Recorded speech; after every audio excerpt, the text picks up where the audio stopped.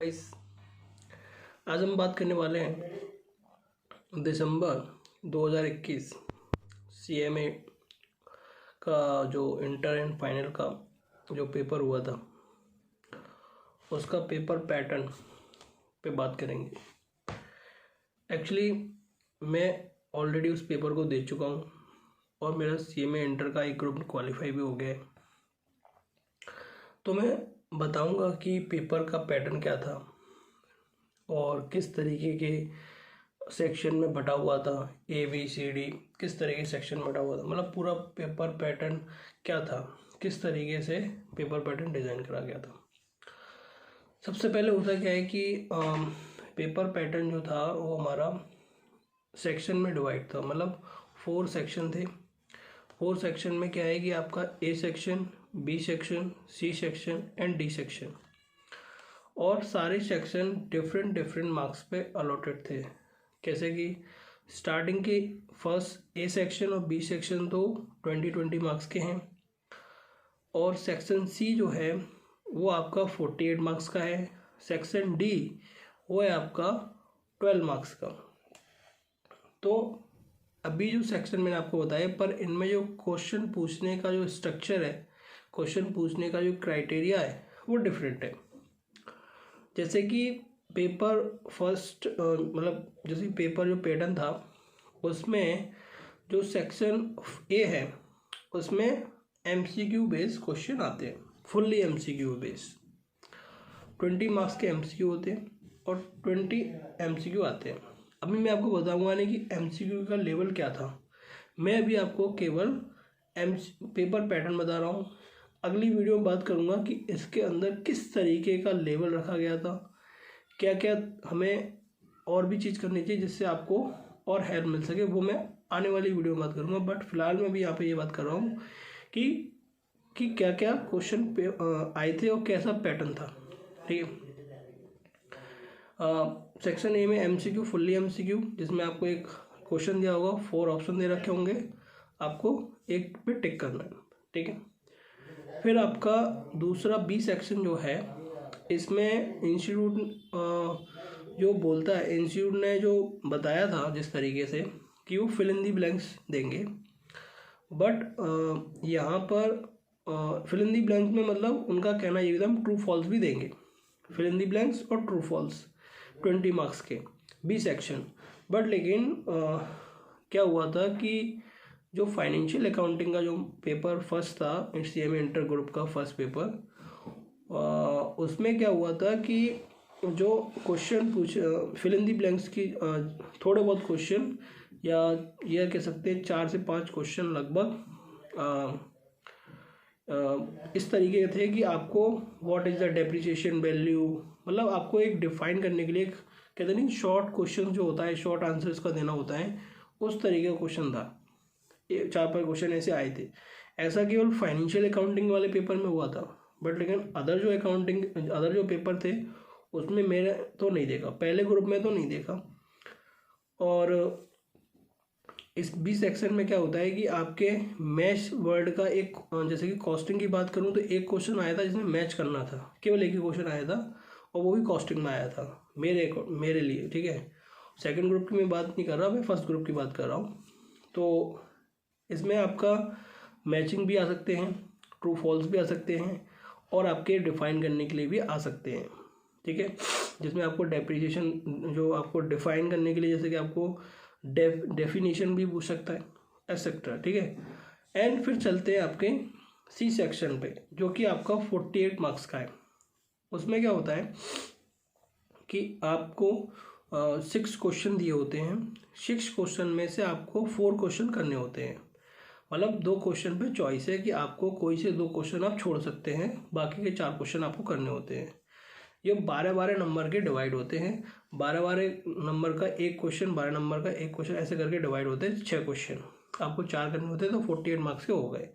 तो इसमें क्या होता है कि एक फुल प्लस 12 नंबर का नहीं आता, इसमें क्या होता है 6 मार्क्स के डिवाइडेशन होता है कि 6, जैसे कि अगर मैं बात करूँ आपसे कि कॉस्ट की पेपर की, तो 6 मार्क्स का कॉन्टैक्ट कॉस्टिंग का क्वेश्चन और 6 मार्क्स का मार्जिनल कॉस्टिंग का क्वेश्चन। ठीक है। तो ऐसे करके एक 12 नंबर का क्वेश्चन उन्होंने बना दिया, ए और बी करके ऐसे करके, ठीक है। तो ये तो रही बात सी सेक्शन की, ठीक है। सी सेक्शन में क्या होता है, थ्योरी भी आती है। 2 क्वेश्चन आपके थ्योरी शॉर्ट नोट्स के होते हैं जिसमें थ्योरेटिकल पोर्शन आता है, ठीक है। 2 क्वेश्चन जो होते हैं वो आपके थ्योरी बेस होते हैं जिसमें थोड़ा बहुत प्रैक्टिकल भी हो सकता है, बट लेकिन ज़्यादातर थ्योरी रहती है और वो शॉर्ट नोट होते हैं, ठीक है, 2 क्वेश्चन। अब बात आती है डी सेक्शन की, जो कि 12 मार्क्स का है।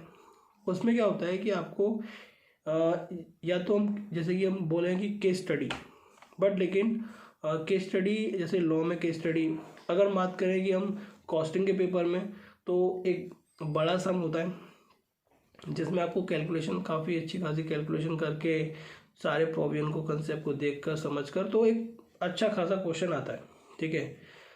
जैसे कि अगर मैं टैक्स के पेपर की बात करूं, डायरेक्ट टैक्स की, तो उसमें क्या हुआ था कि आपको एक क्वेश्चन दिया था जिसमें सैलरी के सारे जो एडजस्टमेंट होती, सारी तो नहीं बट लेकिन मेन जो एग्जाम थी वो सैलरी के जो हेड है उसमें जो मेन आइटम आते हैं वो आपके उसमें थे, ठीक है।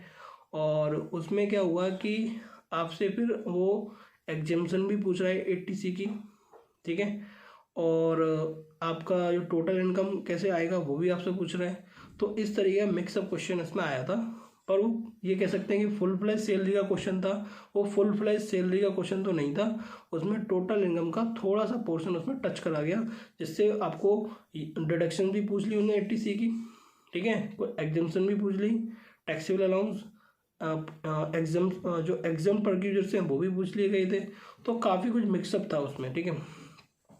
ये तो रहा बात केस स्टडी। अब जैसे केस स्टडी की बात करूं तो लॉ के पेपर में क्या हुआ था कि 12 नंबर में क्या आया था कि आपका ग्रेचुटी एक्ट आपने सबने देखा होगा, ग्रेचुटी एक्ट 1972, उससे आपकी केस स्टडी आई थी।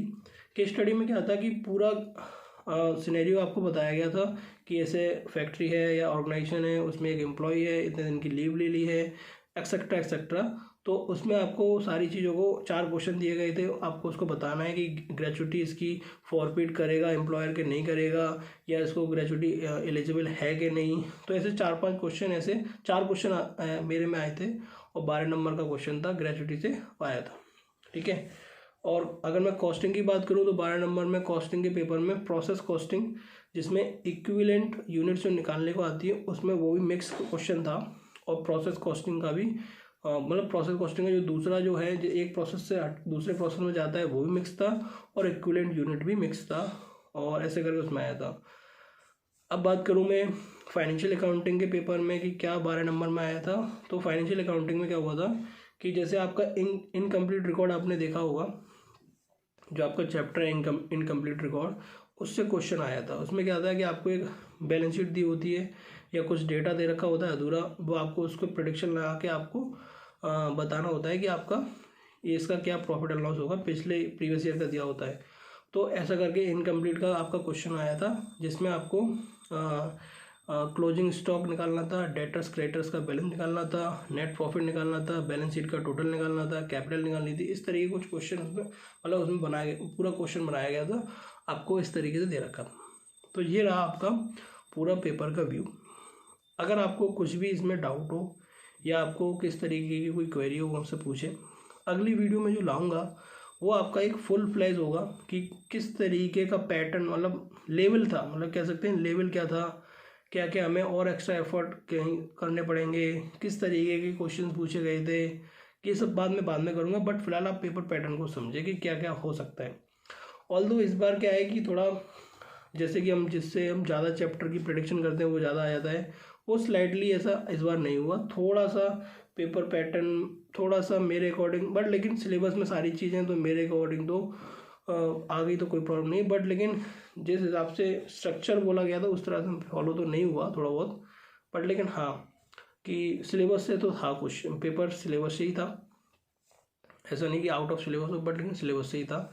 अब इसके जो भी आपको पूछना है आप मुझसे पूछिए, कमेंट बॉक्स में करिए, और आने वाली वीडियो में आपको इसका डिटेल पैटर्न बताऊंगा, ठीक है।